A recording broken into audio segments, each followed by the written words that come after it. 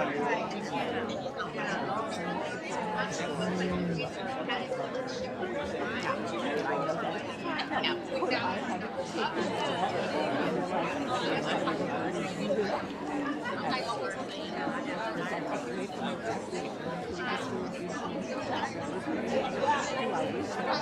very helpful.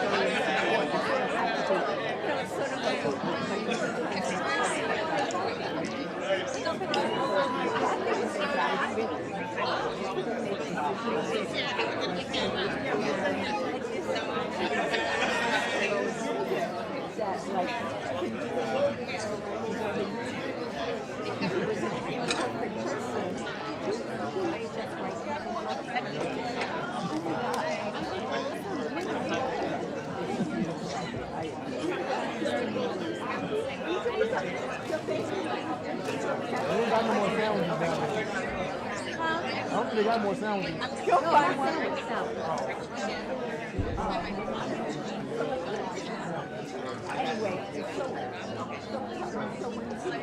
Good afternoon, everyone.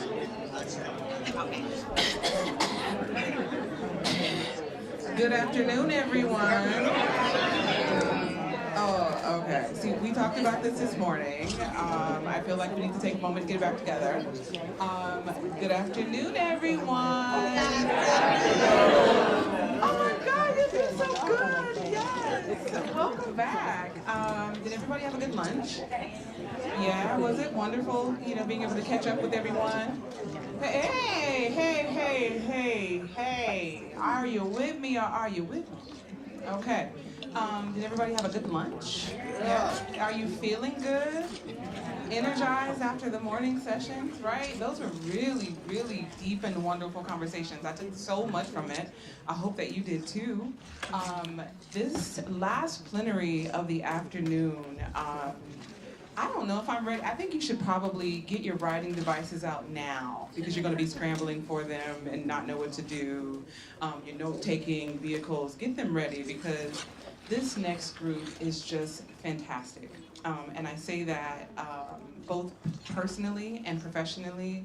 When I think about the people that I learned from, when I'm thinking about sort of sticky issues, when I'm thinking about how to think outside of the box, these are the people that I think about learning from. So you have a treat ready for you. The next plenary is called Justice Beyond Punishment, Uprooting State Violence. Really wonderful group here. You'll notice on your program that our moderator was to be Barbara Ransby, but Barbara is not feeling well and could not be here. And listen, because we are very lucky, I don't know, the gods are smiling on us. We have Alice, right? Alice Kim is going to bless us and do that portion. So with that, I will turn it over for introductions. Just note that after this session, the breakout sessions begin. Look for them on your programs and you can make your way to the various places accordingly. Also, there is the healing room. If you haven't had an opportunity to stop by, please do that. You won't be disappointed. And the art room across the hall. Just in case I do not have another opportunity to do so, can you give it up again for our interpreters? Thank you for bringing all that really wonderful energy. I really appreciate the work that you do. So with that, I'm going to turn it over to Alice. Thank you so much. All right. Good afternoon, everyone. All right, it's really wonderful to be here with all of you. I bring greetings from Barbara Ransby, who wishes she could be here, but just wasn't feeling well enough to make the flight. It's so great to look out and see all of your beautiful faces. Beyond the Bars is a conference. I'm from Chicago, and we have Chicago in the house. We love the Center for Justice and this conference, and we always bring a strong crew. We ride deep, right? And we bring a strong crew here every year. So it's really wonderful to be here with all of you. We have a really amazing panel, and we are going to be discussing uprooting state violence with y'all. On this panel, what we hope to do is really highlight the various forms of state violence, from family policing. So sorry.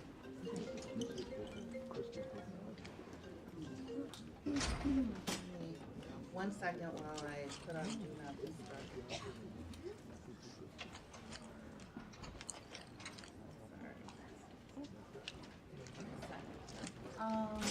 Tracy, could you help me put this on Do Not Disturb because it's connected to my computer?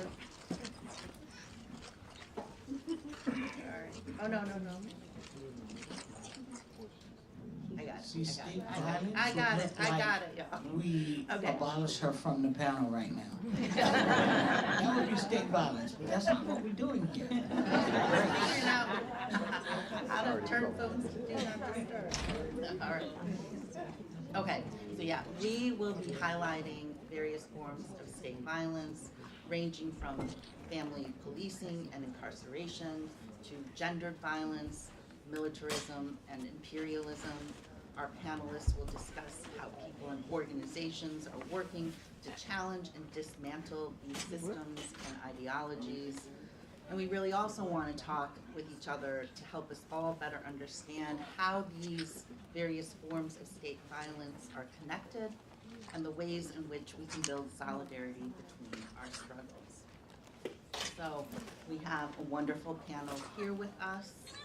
All of their bios are on the QR code, so I'm going to introduce them briefly, and I will start with Krystal Twobulls, who is on the screen and joining us virtually.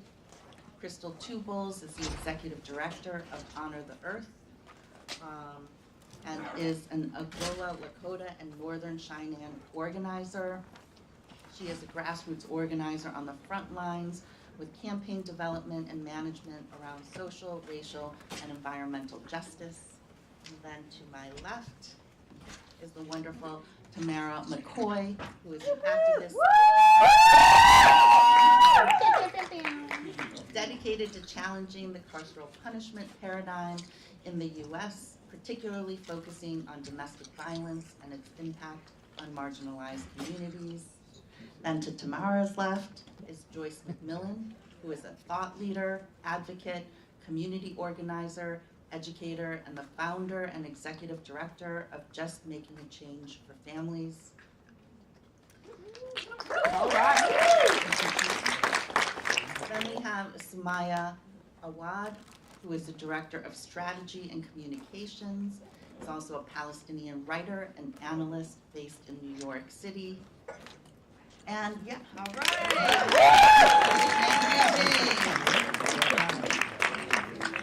Who is the founder and executive director of the National Council for Incarcerated and Formerly Incarcerated Women and Girls.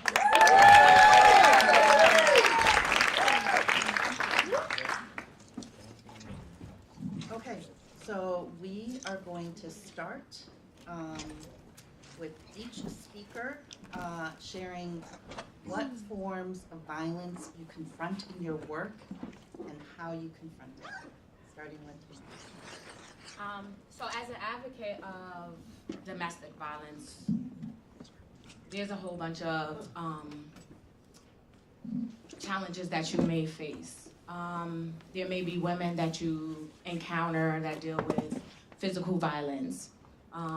We know physical violence is in a form of hitting and punching, any type of physical contact, spitting. We may deal with women who,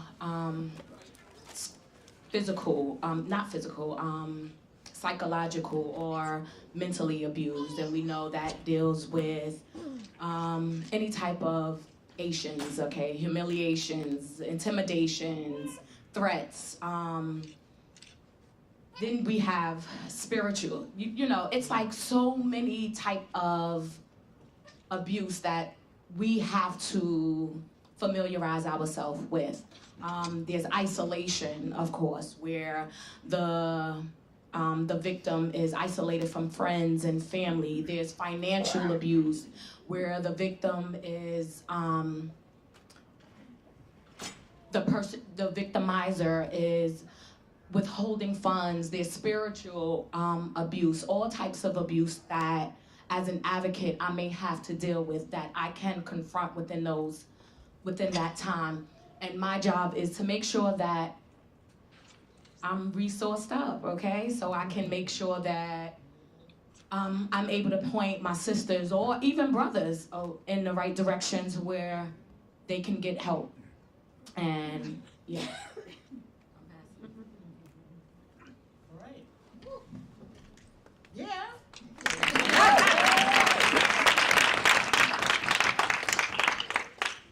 So my work is to connect the foster system to the mass incarceration system.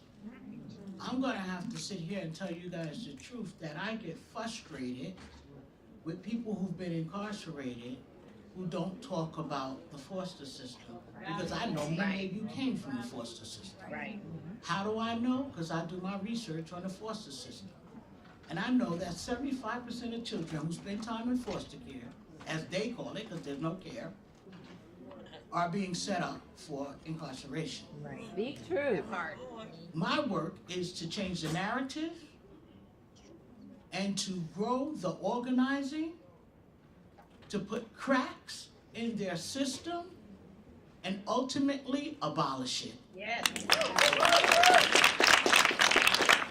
It is a system that cannot be fixed. And I'll tell you that it cannot be fixed because it was built using the blueprint from the prison industrial complex. That hard.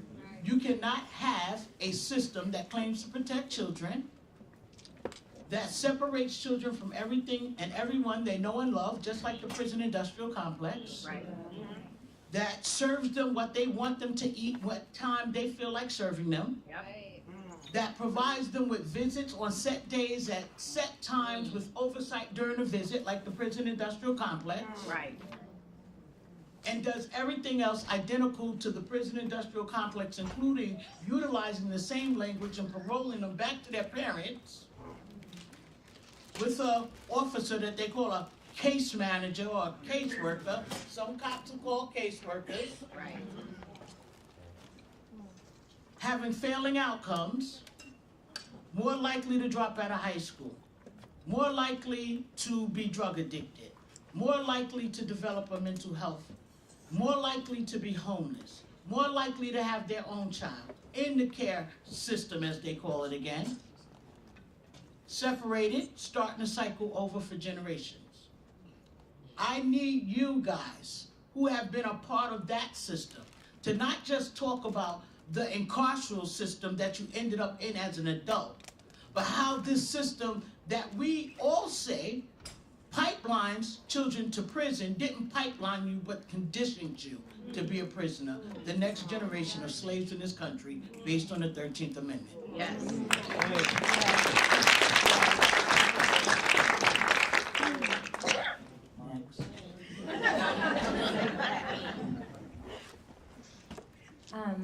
So my work focuses on Palestine and advocacy for Palestine, and more specifically now around Gaza and the genocide that's unfolding in Gaza at Israel's hands. And there's so many things to point to in terms of the challenges that we face in this work. But the one that I want to pinpoint right now is the dehumanization of Palestinians, and the way that that is such a deep-rooted form of violence. How Palestinians are dehumanized in their life and in their death. So that not only are we repressed when we're trying to talk about what's happening, not only are we criminalized and persecuted for talking about what's happening, then that we are also not allowed the space and the right to grieve the deaths because of how deeply embedded the dehumanization is. And I think oftentimes you don't think of dehumanization as a form of violence, but in reality, dehumanization is what allows for the US to continue to send weapons, to continue to fund a genocide. It's what allows Israel to get away with everything it's doing with impunity, and allows this systematic erasure and war on Palestinian lives, again, alive or dead, to continue for 75 years. And for this genocide to unfold largely with no rebuke, with no real rebuke, with no real consequences. And the second part of the dehumanization that I want to name, and then the violence, is the violence of claiming and smearing Palestine advocates as anti-Semitic, because that is a form of violence. Because it's not just an attempt to silence us and shame us and defeat us, but it's actually an attempt to completely assassinate the character and the ethical and moral grounding of anyone who dares to speak up for Palestine. And that is a form of violence. Words, they're not just words, but they actually have material, physical violence on millions and millions of Palestinians, and then millions and millions of people who are trying to speak up for Palestine.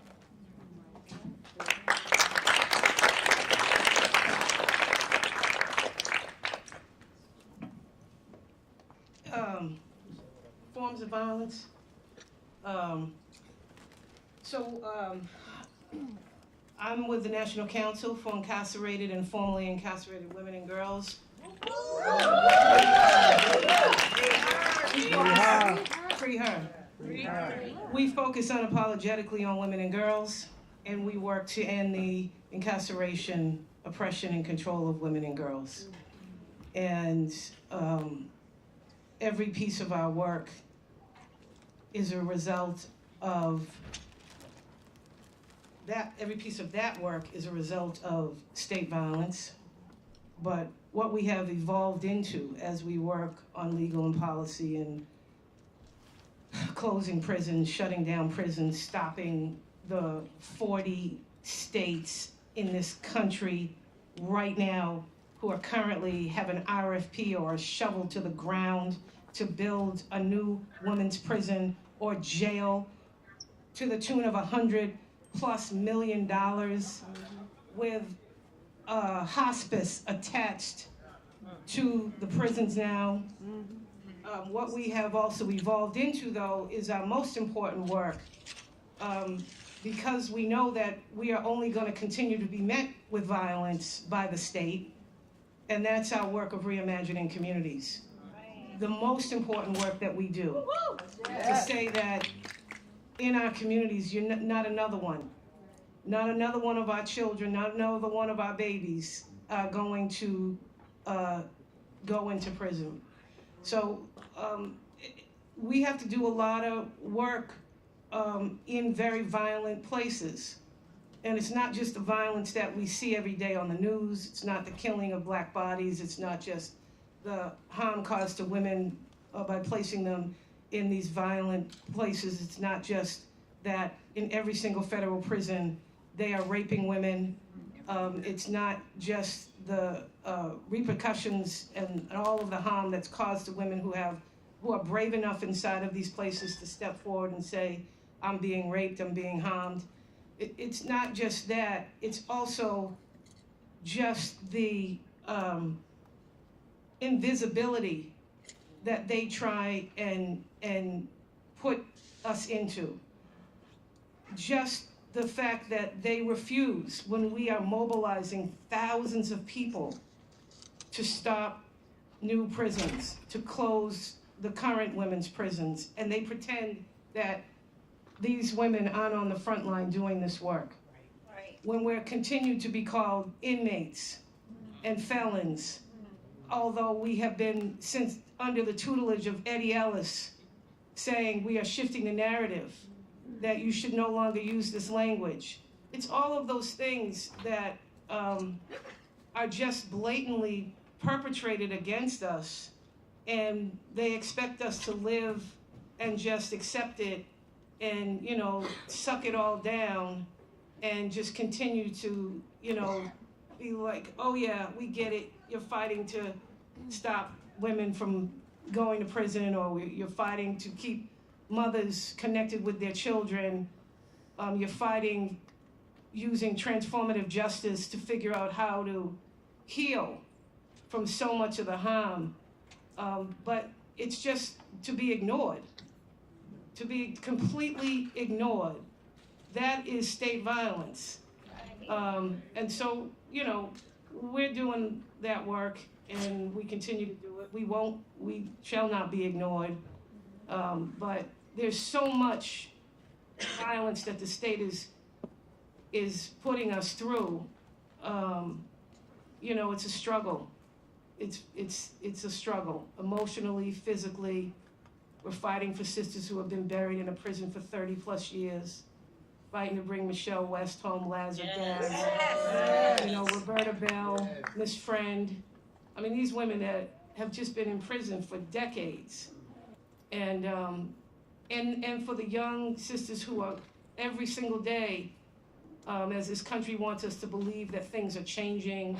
The First Step Act, which was the worst piece of policy that they ever could have created on behalf of causing further harm to our communities and lying about what that act actually does. You know, it's all right. I don't have an indoor voice. But, you know, it's exhausting. It's actually exhausting. You know, we had the first women's prison in Massachusetts 150 years ago. 150 years ago, they built the first women's prison in my state, in Massachusetts. Right now, today, we've derailed the new women's prison 4 times already. We're talking about 150 years later, and we're still having the same conversation. Like, we can't get past that conversation that the solution is to build a new women's prison.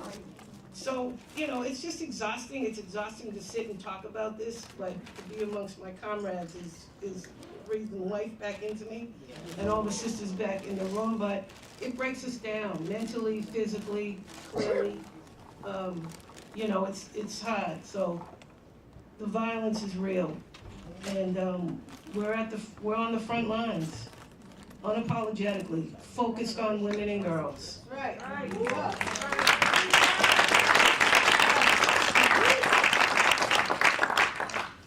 Krystal, thank you for being here with us virtually. I'll turn to you now. Yes, thank you. Peveshev, Mene Wostanane have just wanted to introduce myself in my own language. As you know, I'm the executive director of Honor the Earth. We're an all Indigenous women-led organization. We organize around environmental justice and Indigenous rights at the intersections of settler colonialism, white supremacy, and racial capitalism. As an Oglala woman, a Cheyenne woman, we face all sorts of violence on many different levels, but starting back historically, the violence that we face and that we continue to face and organize around and have to resist around, you know, starting with settler colonialism and the genocide of my people, the consistent massacres that happen, chemical, biological warfare when they use smallpox on our people to remove us from the land when we wouldn't go willingly, the sexual violence that was used against our women and our children when we wouldn't leave the land that we are connected to, the gendered violence that happened as a result, and just noting too that the violence against Mother Earth, right? What happens to the women happens to the land, what happens to the land happens to the women. There's a connection there, so violence against Mother Earth that we organize around. There's also the violence that our children experienced in boarding schools that we are still recovering from generation to generation, when children were supposed to be learning how to be family members and community members, mothers, sisters, brothers, aunties, uncles, relatives, right? They were learning violence and sexual assault and shame and abuse. And then when they came home, that is all they knew, and that was the only way that they knew to interact in our communities. And so healing still from generations of violence that come from that historical trauma as well. We're also dealing with the cultural violence, the almost eradication of my people on our own lands, the invisibility of us and the erasure of us on our own lands. And then today, you know, we're still dealing with a lot of the results from those violences, those historical violences, but how they manifest today and how they are symptoms of today, including the state repression that we faced off at Standing Rock. Line 3, fighting back against the fossil fuel industry that would continue to violate our Mother Earth. We faced, LRADs, we faced state repression, the tear gas, private security firms, SWAT, all of the things that you could think about we faced on those front lines. Water cannons, our people faced, all just so we could have clean drinking water, and that everyone downstream could also have clean drinking water. We also still face the violence from racism. The state of South Dakota has the highest incarceration rate of Native Americans in this country, right? We are still facing over-incarceration of our peoples. The violence of invisibility and erasure, I just want to note, is one of the most significant forms of violence that we also face in our day-to-day organizing, knowing that we still face that even within our very own movements. And so really organizing to be present, be active, and to have a voice in these spaces as well. So I'll just start with that, but I really want to thank the relatives sitting next to me also for everything that they shared, and definitely can see the intersections already.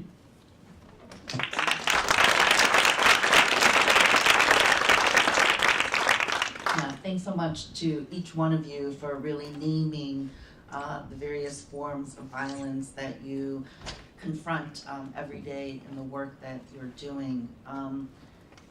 For this next question, I actually want to ask it in two parts. One, to ask you to share a little bit about a campaign or a strategy or just a way that you are confronting and fighting violence, resisting this violence. And then also to speak about how you see the connections in either the violence and how it manifests itself or in the resistance to it. So I think, Krystal, we ended with you last time. Maybe we can start with you this time. Maybe we can start and I can go at the end again, sorry. Okay, no problem, no problem. Thank you. Go ahead, Tammara. Okay, fine. Again, my name is Tammara. So, I'm just recently free. I had 25 years to life. And out of the 25 years,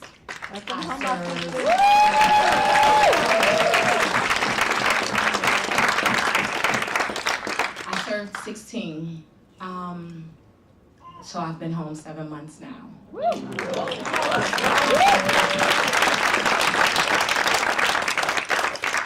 What allowed me to come home was the Domestic Violence Survivors Justice Act. DVSJA.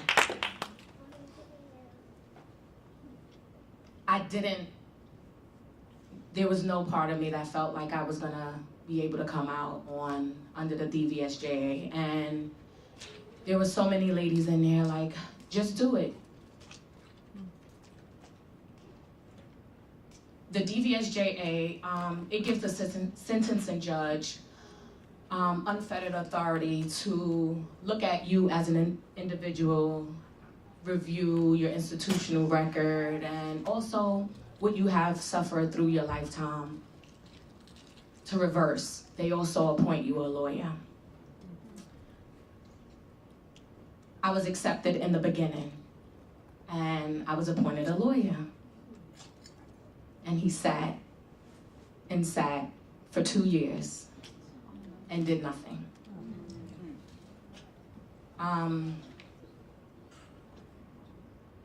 Through advocating SJP, the Survivors Justice Project, Kate Mogulescu took my case on. And within 8 months, it was over. So I sat for 2 years because he knew nothing about the DVSJA, which is it's a new legislation enacted in 2019. And instead of familiarizing himself with it, he just allowed me to just languish in a prison. Kate said throughout the whole process, don't give anything away. We don't know what's going to happen. Don't give anything away. Even as it was resentencing, we're going for resentencing. She's like, don't give anything away. I'm here. That's right.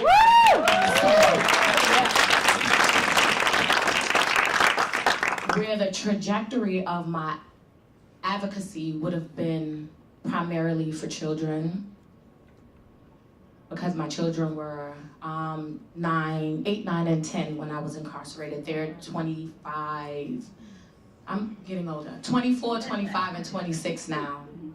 And you see a lot of women in the prison not able to see their children. So that was the trajectory of my advocacy. However, because I languished so long and other women are still languishing in there because the lawyers aren't familiarizing themselves with the law and they're just leaving them hanging, this now has become my advocacy. So I work with SJP, I work with WJP, Tammara, Jaya.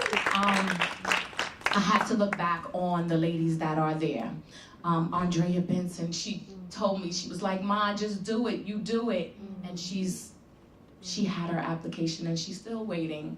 Not only that, we have like Pamela Small, who's been there for like 30, 40 years already. And instead of letting her go with all of the accomplishments that she has, the prison is only abusive. It's just an abusive system, institution. You have Tammy Eldridge, who's been through so much stuff in growing up, childhood, and they rely so much on institutional records to determine who you are. And then when you change, it's still that institutional record that still follows. And it's years and years, and they're not recognizing. It's like, what happened to the restorative justice? Like, come on now, enough is enough. So I vowed that I will sit on every single platform that I can to make sure the ladies are out, right? Woo!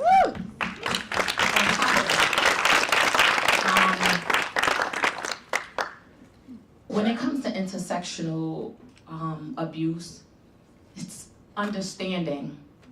I don't know what my sister Sumaya is dealing with, okay?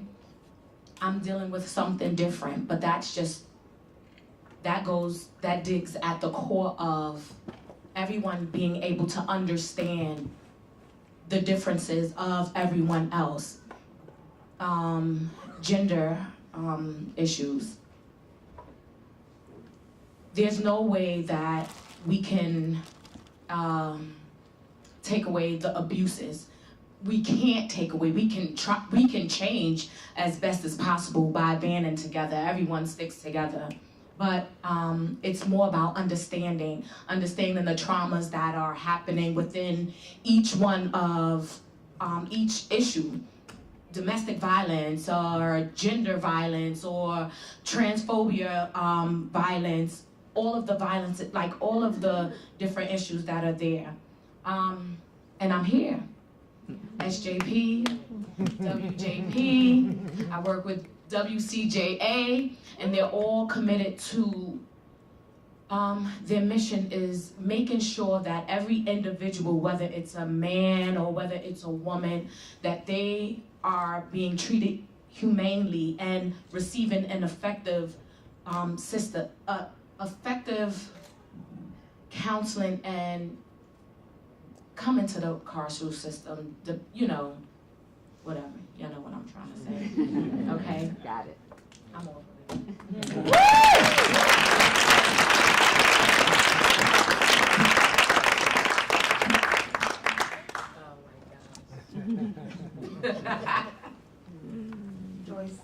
Oh my gosh. Joyce.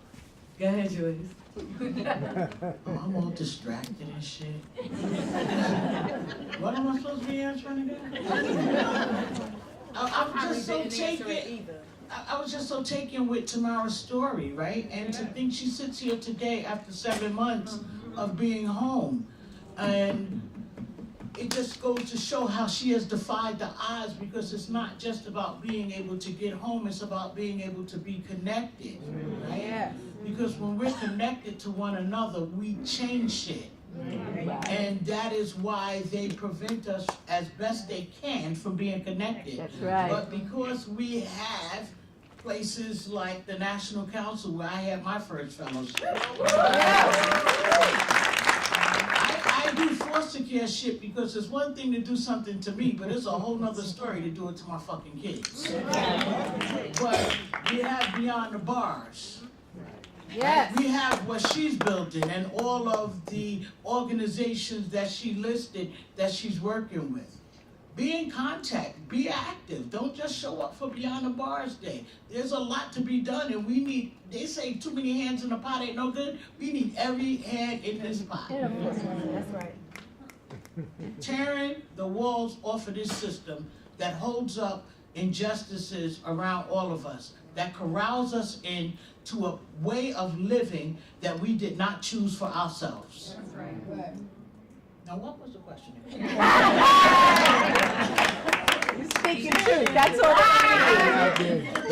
I did share a strategy or a campaign, how you are combating violence in the foster system, and then also the way that your work is connected to the other issues that people are speaking about on this panel. The way I'm combating it is just speaking truth to power. That's right. I don't have to make up a script. I ain't got to write it down. I know what it is. It's a bunch of lies. They say they protect communities, so they arrest a bunch of people, which is not protecting our community. If you really wanted to protect our community, you would make sure we have the resources that we need so that we don't have to rob, steal from each other or store or any of the other things that we do to survive, right? And then they want to call that black on black crime when it happens in our community, but no disrespect to anyone. The real black on black crime is systemic crimes. Black police officers that treat black people who've been incarcerated wrongly like shit. Right. Who rape the women, who mistreat the men, who find reasons to lie and ways to lie to make sure that we're segregated from generation in prison, right? Making us think we go crazy, leaving us there for months and years at a time. And all of the other violent things that they do to us under the guise of protection. They take children out of their homes and actually torment them. And you know, it's really interesting because I have to tell you, since I'm here about foster care and the violence of that, when they separate children, they say it's to protect them, just like they say when they incarcerate us, that is to protect the community. But when these children have their visits, just like prisoners, remember, the visits are monitored. And the statistics show that 87% of children who are separated from their families are separated for reasons related to poverty that are framed to be neglect. So and only 13% of children who are separated for reasons related to abuse. So if my child was separated from me for a reason related to poverty, why does my visit need to be supervised and oversaw? Is that to protect me? I mean the child, or protect me, the agency? I think it's to protect the agency. Right. And the reason why is because what I found out is 90% of children who spend time in the foster system is sexually abused, mentally abused, emotionally abused, physically abused, and whatever other abuse you can name. So to prevent that child from telling their parent, they supervise the visit.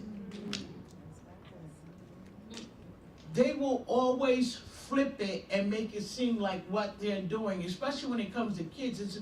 This foster care system has flown under the radar for a very long time, because when we start talking about we want a child to be safe, everyone buys into that.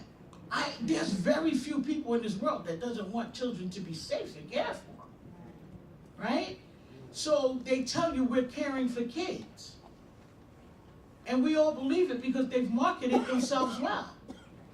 But they're not caring for our children. And when we talk about free her, All of hers children, most of the time, is in the foster system. Why are we not talking about that in these rooms? How do we talk about mass incarceration and not talk about its interconnection to the foster system where either we came from or our children are living right now?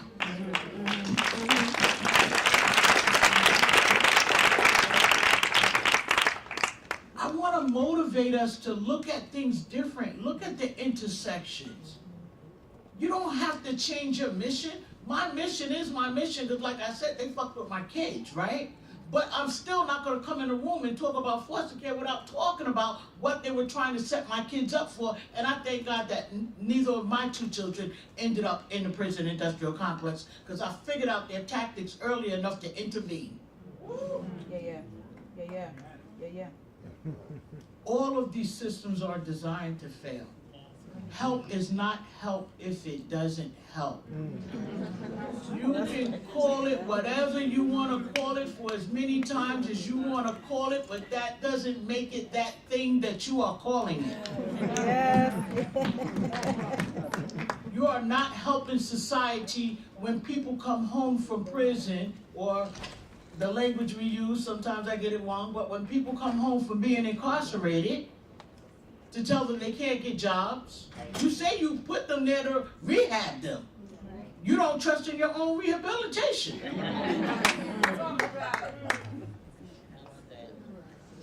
Right? Because there's nothing that that person can do now. We block them from everything. We will say that for some people, they can't even be on this panel because we've said that you cannot interact with other felons. I know there's felons in this room. Felons, former felons, whatever we want to call it, we here. Felons in the house. Felons in the house.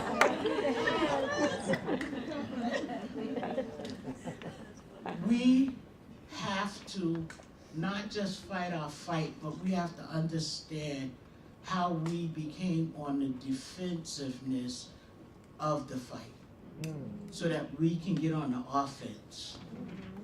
And when we start studying and understanding what they do and how they do, it puts us in a position of power. Yes. Knowledge is power.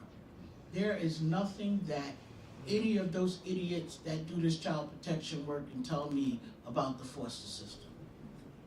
Because if the things that they were saying was true, we would have better outcomes for the kids. Right. Right? And if the things you were saying was true, it wouldn't only be a marketing ploy. And if the things that you were saying was true, you wouldn't have so many children suing the foster system right now that they're asking for taxpayers to cover the cost. Exactly. This is legitimately happening right now. They're asking for taxpayers to cover the costs because if they pay out all of these lawsuits for the children and that was mistreated in their system would have to close down. Right. And I say close the bitch.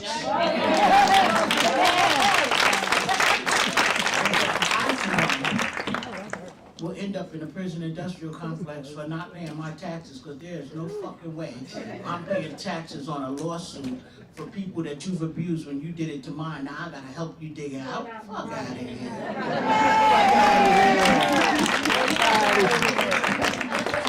It's just about the truth today.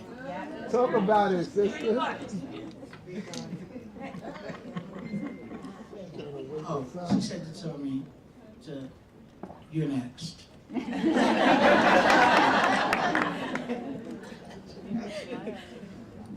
this working? Okay, it's working. I'm not sure where to start. I'll start where you left off, or what you both talked about the terms safety and security, and how they're used to justify so much oppression, so much state violence, whether it's here in the U.S. Or in Palestine. I mean, Israel's whole mantra is, we're doing this for our security, we're doing this for our safety, we're the victim, we're the victim. And then they go and kill 33,000 people. Somehow that's supposed to make someone safer. And that's one of the things and one of the ways that we're trying to push back against the dehumanization push back against the marginalization and silencing of the Palestinian struggle is to be uncompromising in the truth. And what that has meant, especially in the last 6 months of this genocide, is to make it clear that Palestinians aren't just deserving of sympathy and of action when they're lifeless victims. That in our full agency and in our struggle against colonialism, we're still deserving of sympathy and action and solidarity. And not empty solidarity, because that's easy. And our government does that all too well, if they do it at all. But actual material action to change the system. And that means not changing one aspect of it. Often when people talk about what's happening to Palestinians, they'll pin it on an individual, Netanyahu, or it's just this government or this person, when it's actually a systemic thing that needs to be dismantled completely. And that it doesn't exist in a vacuum. To the question of connections to other struggles, that the various ways that Israel abuses and oppresses and kills Palestinians are actually exported to other places around the world. During the last 6 months of the genocide, for example, there have been numerous military weapons that Israel has tested on Palestinians in Gaza, tested them on 33,000 people that it's killed, and then exported them to other governments who then use them to oppress their own people. And certainly the US is on that list. And the other thing I want to point out is one of the things that we've also been pushing back on is the idea that Palestinian men are not deserving of grief and of sympathy. So often, Women and children.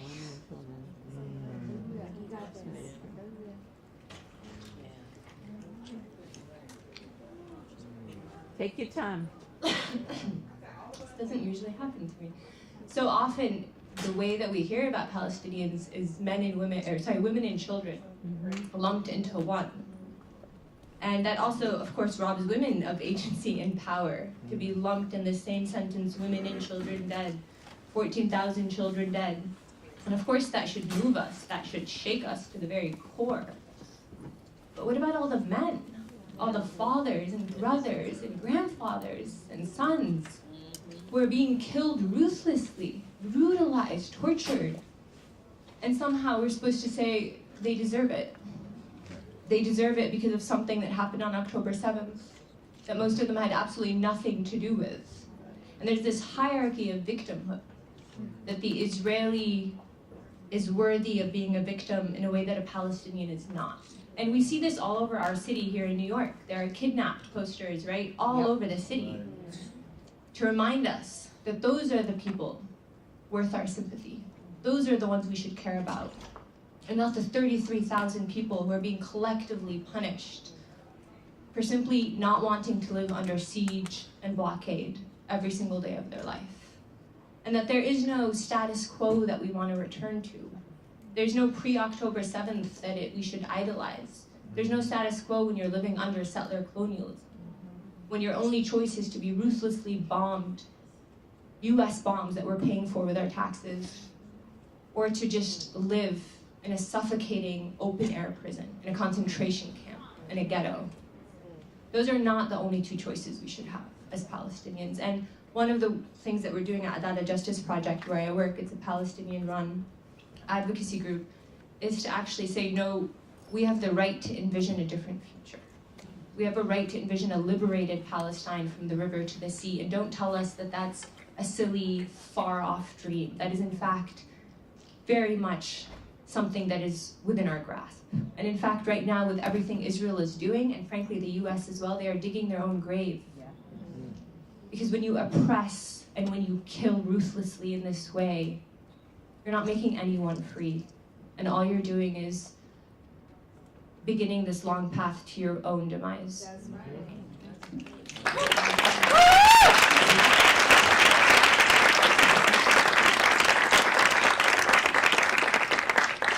Just want us all to pause for a minute and take that in. Yes, indeed. Just pause for a minute and take that in. You know, I want to lift up Kathy and Cheryl. Kathy, my beloved mentor, Cheryl, my beloved sister. I want to lift up Cherie Shumate, CCWP. Katie, some of the sisters from CCWP have been at this conference, are here amongst us. I want to lift up Debbie Kilroy. I want to lift up Judy. I want to lift up women like us. Virginia Douglas. Yep. Big Shay. Justine Moore. Sisters who sat in a prison and had the audacity to think that we could create change. And we had no idea, none. We're not sitting here like we got all the answers. We don't know shit, and we can prove it.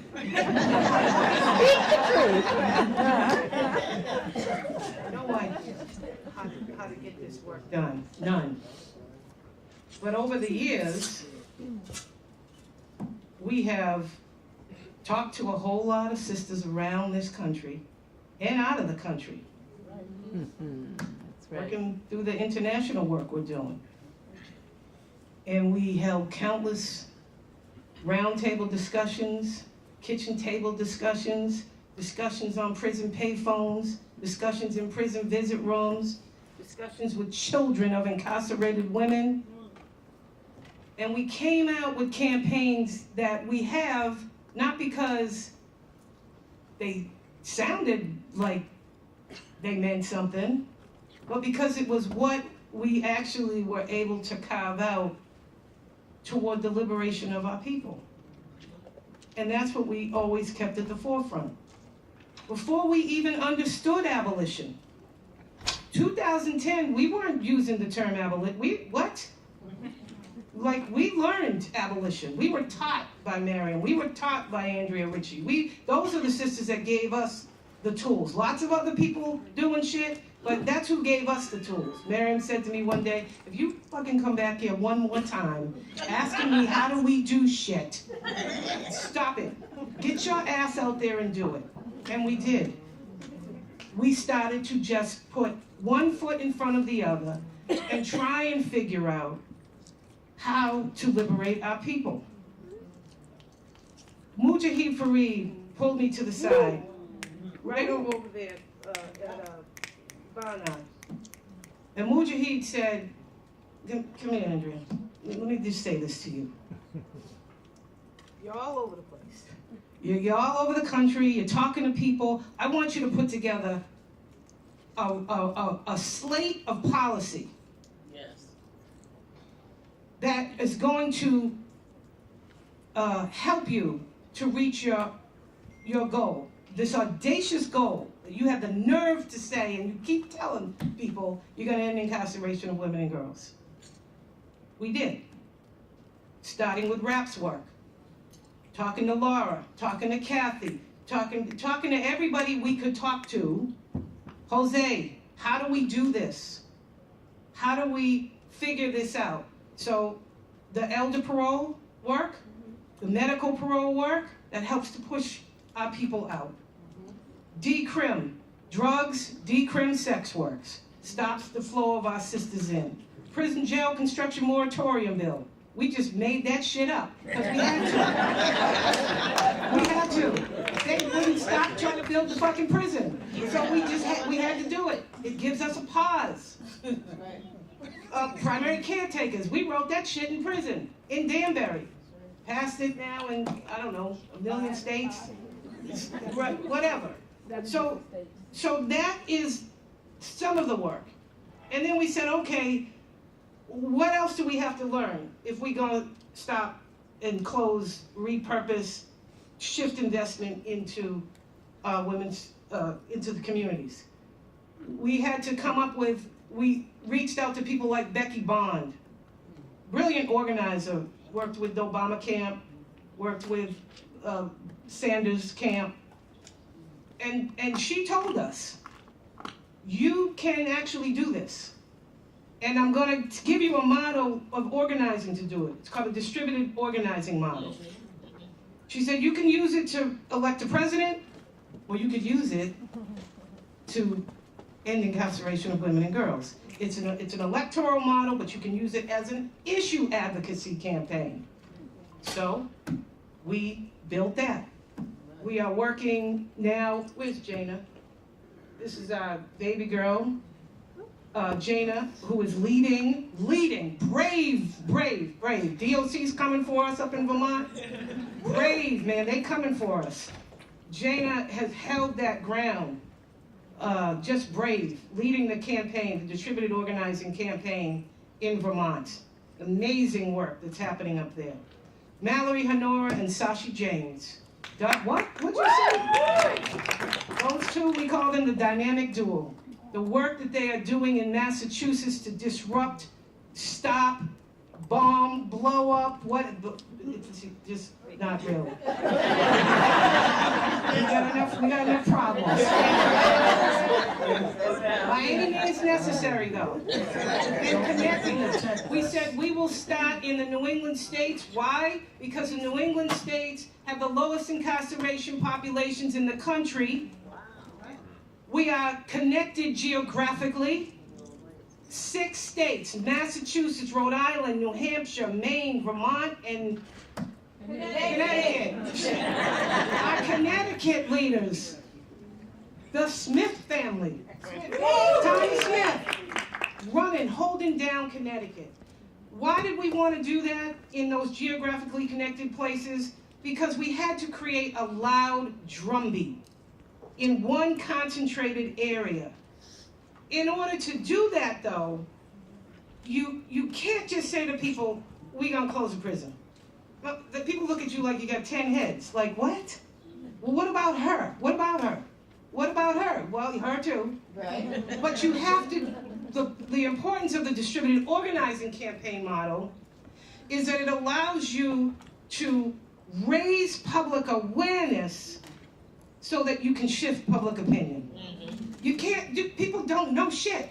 We all know it because we've been in these cages. We all know it because our family and our loved ones and everybody in our damn community has been incarcerated. We understand the harm that it causes.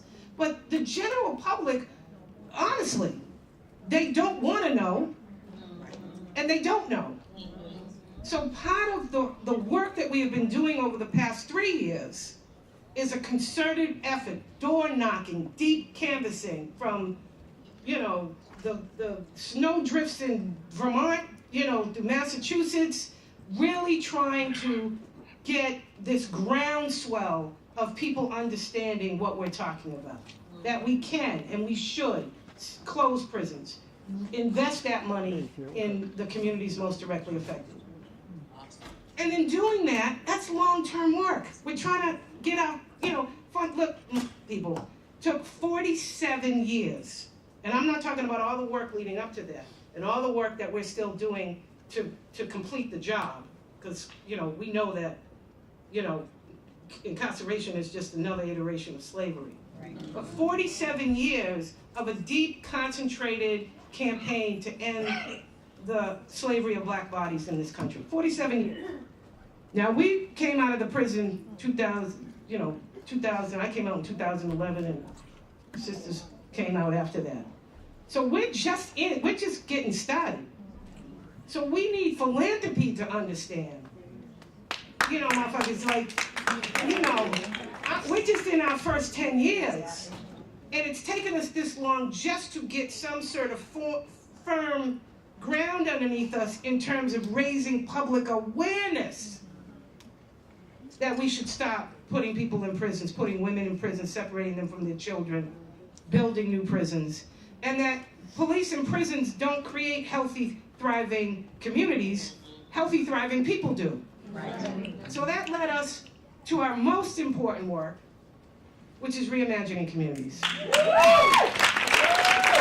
work is done in hyper local neighborhoods, 1 to 5 blocks at a time, literally saturating those communities with basic income guarantee, mutual aid, community refrigerators, transformative justice, participatory defense, the bedrock of organizing for our communities.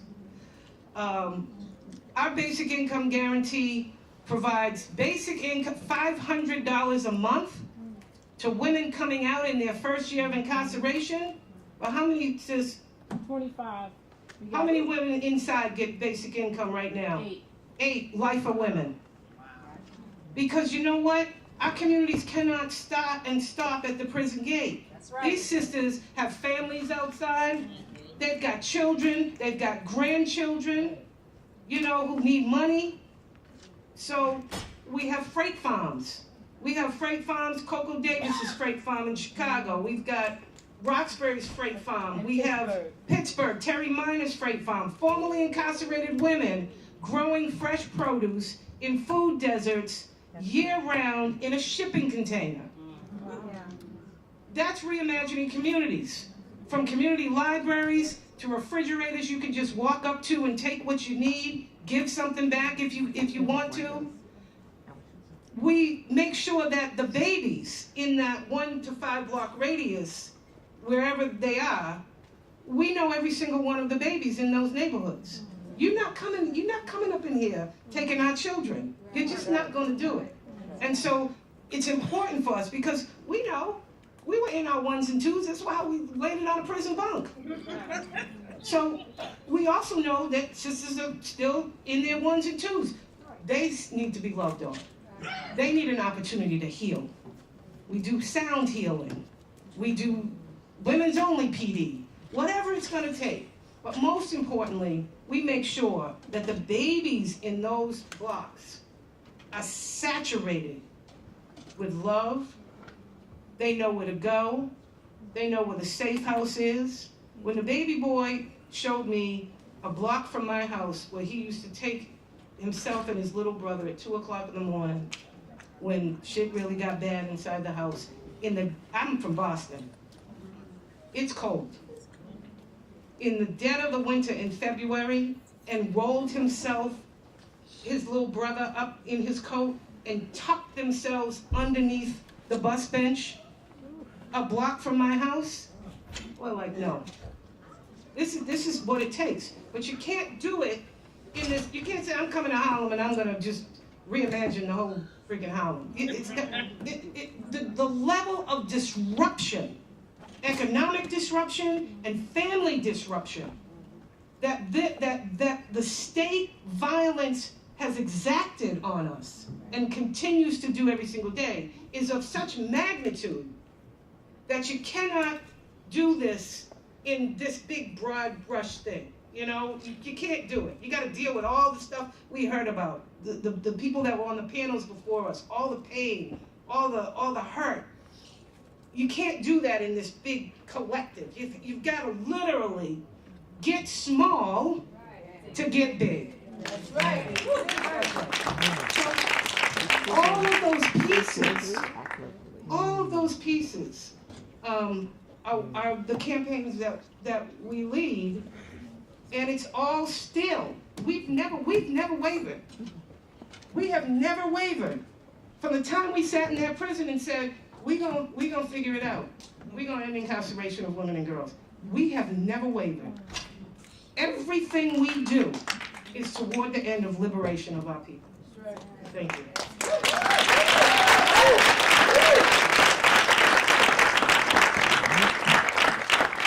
I want to quickly say that there's a young lady sitting almost up front, Jasmine Sankofa. She's from the Movement for Family Power, but I want us to take note to her t-shirt that says, "No system formed against me shall prosper." No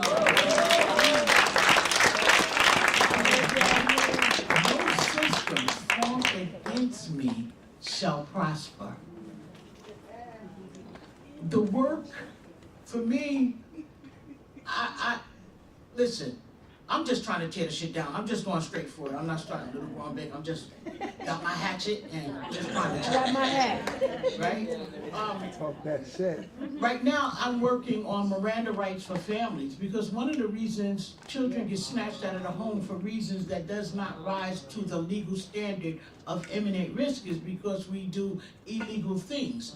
Last year, the last data collected in New York City, the 5 boroughs alone, says that the Child Protection Services here went into 56,000 homes without a court order where the families didn't know their rights. And so I've been fighting actually for 3 years to pass Miranda for families. And I am utterly disgusted with our lying-ass elected officials. And I am not afraid to say it. And I tell them to their face. My girl needs to talk over here. She's from South Dakota, Native American. There's lying politicians there too, right? I know.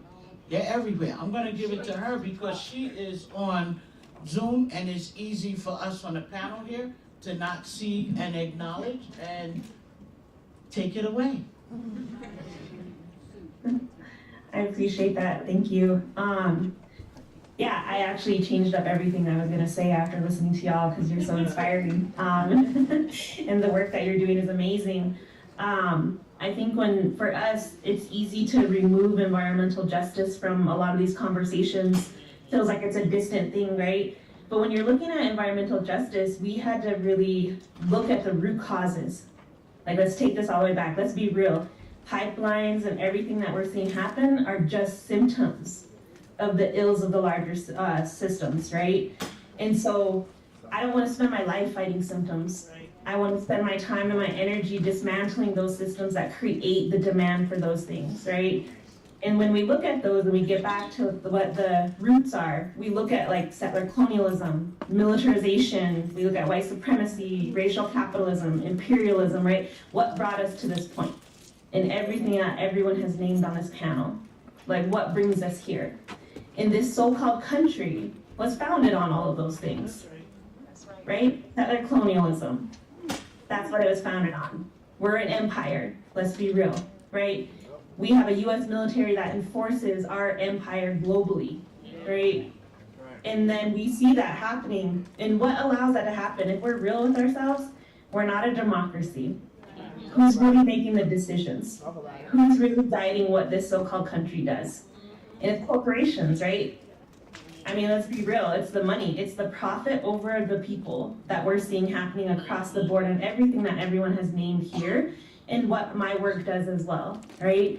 I think that I seen that when the relative was talking about the foster care system, like, did y'all know that the foster care system is outsourced to the same military contractors that are currently supporting and sending weaponry and money to, and actually probably personnel to so-called Israel as well. There's people that were on the ground at Standing Rock that also repressed us while we were there fighting for our rights. They're the same corporations that are also, managing the prisons. They're the same corporations that are training the police, right? It's the same thing across the board. Like, these folks speak to each other. And so for us, a lot of the work that we're doing and the strategies that we're deploying now is really to build across movements and to find those common threads and to go at those, right? To dismantle the systems that actually continue to allow these things to happen, right? And honestly, if we're looking at it, because this entire so-called country was built on settler colonialism, right? On our lands, we have to look at that and we have to acknowledge that every system that exists in this country is inherently colonial, right? That's the governance system, the legal system, food systems, healthcare systems, housings, the carceral system, foster care, education systems, all of it is colonial, right? And as the relative was saying though, like, when you present it like that, it's massive and it feels huge, but also when we're together, it's not as large as it seems, right? When we're each taking on pieces of this, when we're each going at it in all the different ways that we can, it's not as big. But I will say that I too have been called ambitious. I too have been told that what I want is a far off dream, that it's something that's out there, it's too ambitious, right? My people and I in our organization have one narrative and one movement that we're organizing around pretty massively, and that's around land back. And people reclaiming our relationship to land, right? The land that we were forced to remove from, the land that our ancestors died for, the land that our ancestors' bodies are still in and built over the top of, right? We're still organizing around that. And I was told, I don't know how many times, that is ambitious. and that it's a far off thing, it's not possible. But every single day I see announcements across social media and in the news of Indigenous folks reclaiming land, right? I think from 2012 to 2022, over 3 million acres of land had been reclaimed by Indigenous folks. And with that, we reclaimed everything that was stolen from us, right? All the things I mentioned, we reclaim our Indigenous way of understanding governance systems, food systems, healthcare, housing, education. All of those systems predated colonialism. We had them. We were fully thriving economies and societies pre-colonization, right? And now we are in the moment of being able to reclaim those and look at what does that look like today, right? What do those values and those teachings look like today? The goal is not to go backwards. The goal is to take those teachings and bring them to today and see how do we work across movements with these teachings so that way we all have an inhabitable earth and that we create a world that is just and equitable for all of us, right? Where we don't have to deal with the things that we're all fighting and resisting right now. And so that's our strategy, the organizing we've been doing. But as someone that has also been, I've been sued by Energy Transfer Partners under the RICO Act as a felony. That charge was dismissed. And then it was turned around and filed in North Dakota State Court for conspiracy. And I'm currently still dealing with that, but I know what it's like to be repressed, what it's like to be persecuted, what it's like to be attacked, and what it's like to have that just for simply trying to exist and make sure that we have some clean drinking water and clean air to actually just survive day to day, right? But I think with those things, the goal was really, they call them slap suits, right? The goal wasn't to incarcerate me. The goal was to make me be quiet. The goal was to prevent me from continuing to speak up, right? But everything that I've learned through that process and continue to still learn through that process is that we actually have to continue to resist. We have to continue to do that work. We can't let those tactics and those things stop us. We have to continue to resource the communities and the people who are doing this work, right? And we have to continue to also invest directly into them through relationships, through cross-movement building, and through continuing to collaborate across and to find those threads that weave all of our struggles together, right? And that's a lot of the work that we're doing, despite being typically an environmental justice organization. We're still going back to the roots and we're still trying to find what is our relationship to each other and how do we build power from that point. And that is our primary strategy of how we're going to do this.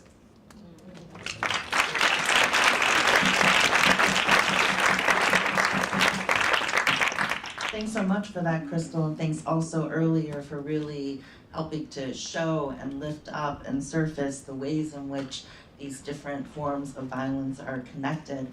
I'm wondering, for our last set of questions, thank you for that light.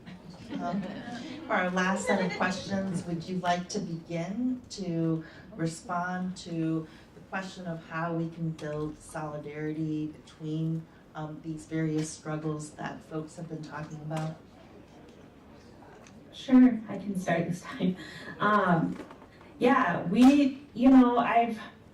I've worked across many different movements over my short life. Still consider myself a youngster compared to a lot of my movement elders that are out there.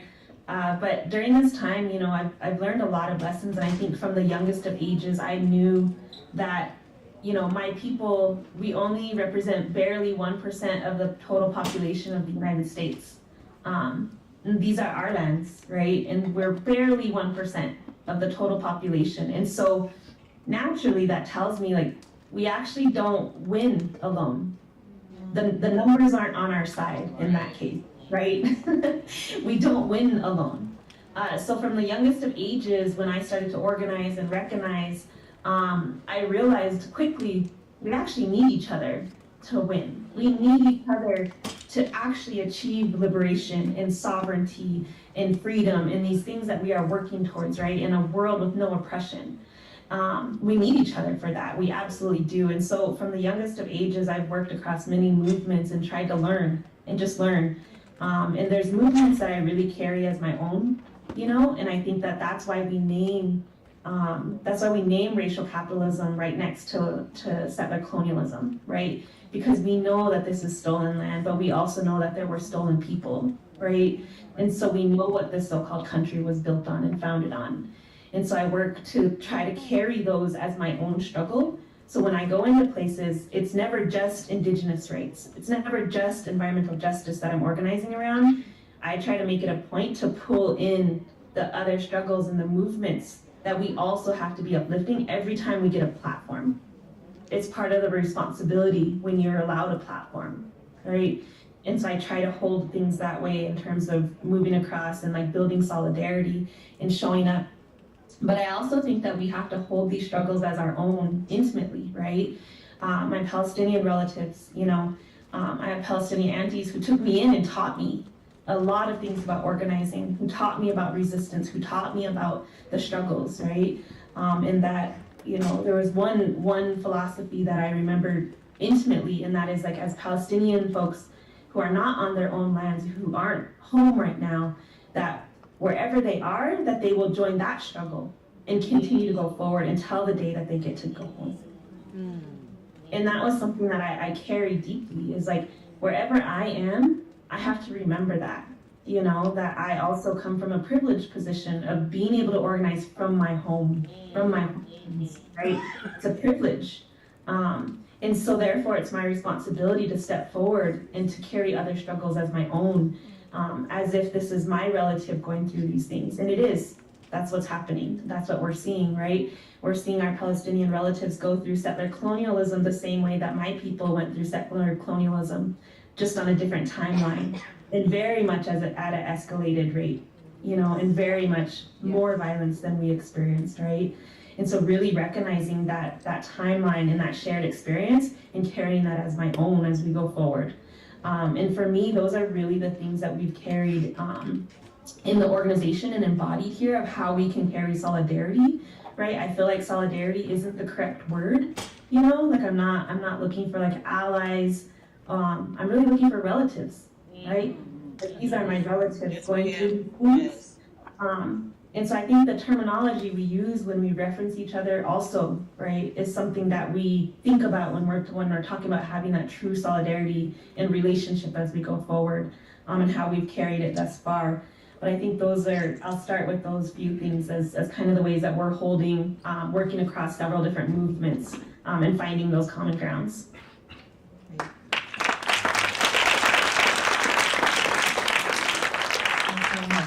Let's take it to Andrea and go back this way.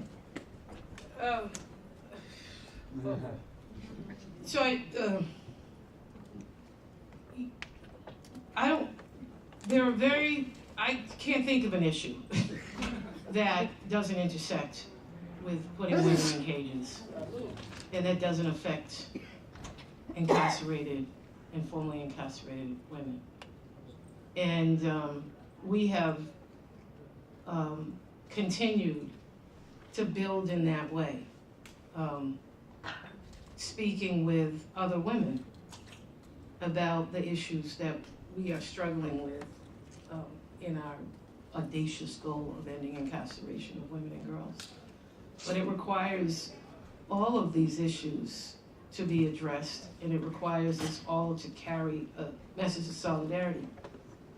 Following behind the work of Debbie Kilroy, Sisters Inside, the Angela Davis, Kathy Boudin, the first real collective, cohesive collective of international work.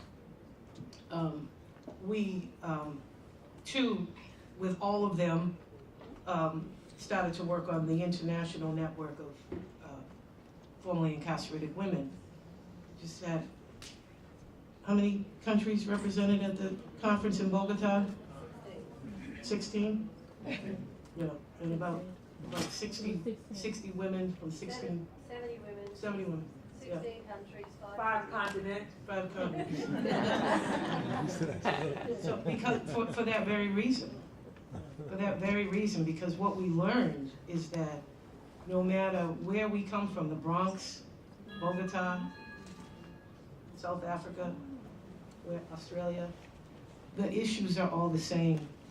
They're affecting women and our children all the same. And so Angela's been teaching us this forever, that our struggle must be, our solidarity and our struggles must be global. And so it's critical. It's critical that we do this work collectively and find a way to have that message and be in solidarity with one another.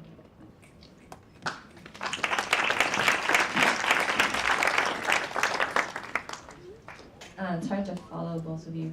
I feel like you said it all. The two quick things I'll add is, I think one is that our oppressors are so well connected and organized together, even though they make themselves appear not to be. But for them, borders don't exist, right? For them, all the rules and regulations we have to follow don't exist.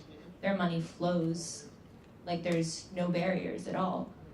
And by design, they try to fragment us within our own communities for sure, but then also amongst our struggles. They fragment and pit us against one another and blame us for the things that we're experiencing, the oppression that we're going through. And I think one of the most important ways, and Krystal talked about this a lot, is how do we connect our struggles materially? How do we really show the lines, the threads that connect our struggles beyond like empty solidarity? And that's not easy. That requires a lot of organizing and a lot of understanding and research. And at the same time, I think we have to make sure we don't fall into the trap of, oh, you don't know enough to talk about this, right? This is too complicated. And that's certainly something that's always said about Palestine. You don't know enough. Are you Arab? Are you Muslim? Are you Jewish? What do you have to do with this? This isn't your identity. As though you need a specific identity to stand against genocide. Wow. You don't. You just have to do it.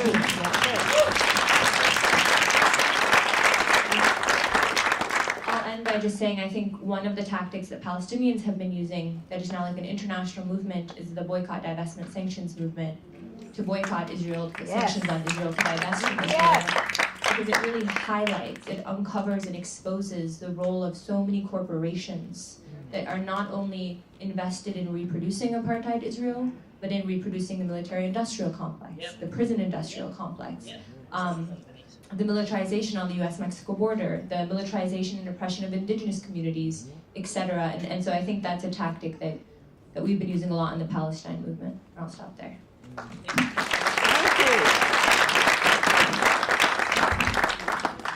tactic is simple: educate for change, right? Because when people understand what's happening, they're more apt to be involved.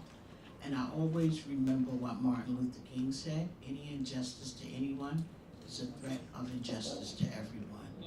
And if you sit by idly and allow things to happen in front of you and not address it, things around you and not address it, with all of the things that's happening in this world, there's nothing that you want to invest your time, energy, money, and resources into. The problem is then less the system who has control and more of you for giving it the control. That's right. That's right.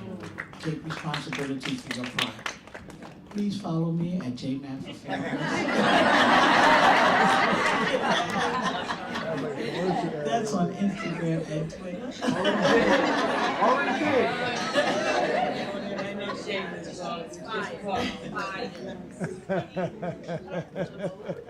You're next.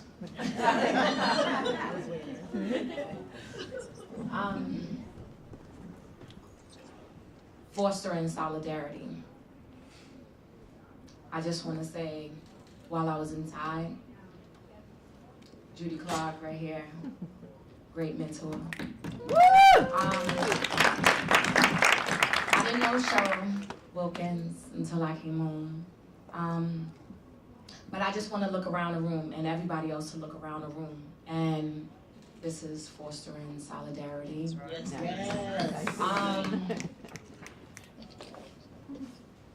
Everyone here is, whether you're on a panel or whether you're just sitting in a seat, you're speaking for the marginalized communities that are not able to speak. And that's just what it's about. Hello, you know, showing up and coming together. This was, I've clearly, I've never been to a Beyond the Bars.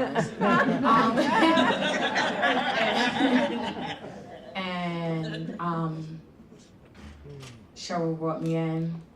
It's like, you gotta do this. Sorry, Judy. I mean, she's like, I understand. you're still my mentor, I okay? understand. I'm ready to retire, so you got it. Cheryl, I want to thank you for just everything, just pointing me in directions that I need to be in order to unmute the voices of those that are muted. This was transformative. Speaking to the different ladies from different areas, and we're coming together like, oh my gosh, I like you. How can we get that there, and how can we get that? That's just fostering the solidarity that we need. And this was dope, and I'm so glad that everyone is here, and I'm just so blessed to be in this space.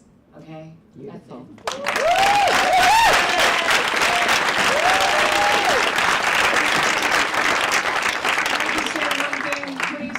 It's because there's some badass sisters up in this place. Go ahead and stand on up there.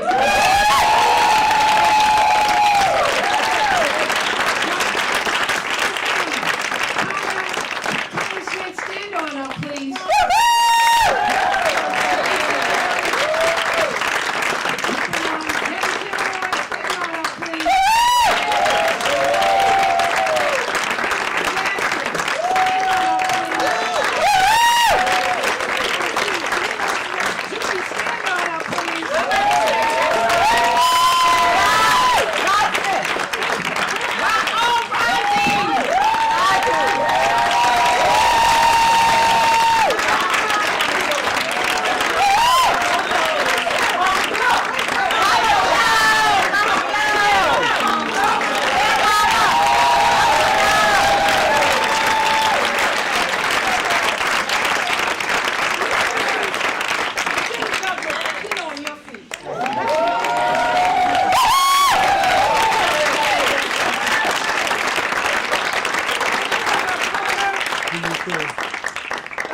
Sitting right here, his name is Eric, who said the women will lead us to our healing. The women will lead us to our healing.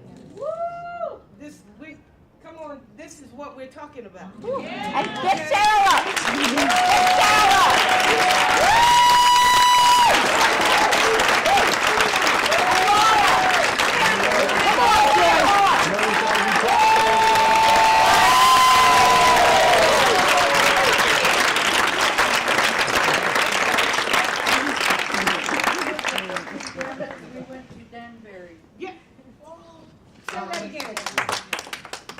Danbury's the prison we were in. Out of the 13 Grandmas International Council, 2 of us grandmas went to Danbury to visit. These are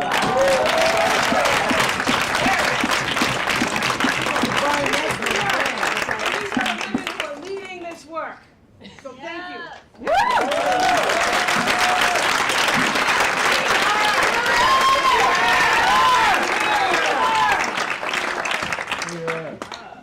Well, I can't think of a better way. Wait, let's make believe the government is in the house, right? Of course the felons want to be free. The felons want to be free. They're not a... When you get outside. I can't think of a better way to bring this panel to a close. Thank you to all of our powerful speakers.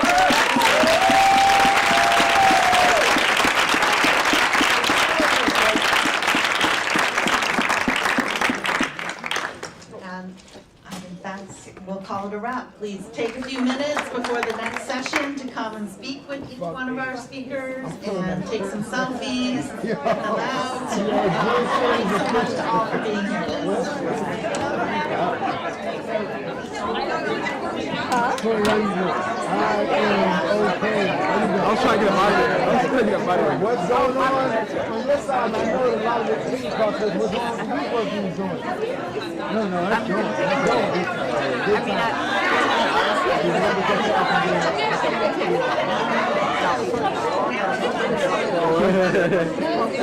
fun, right?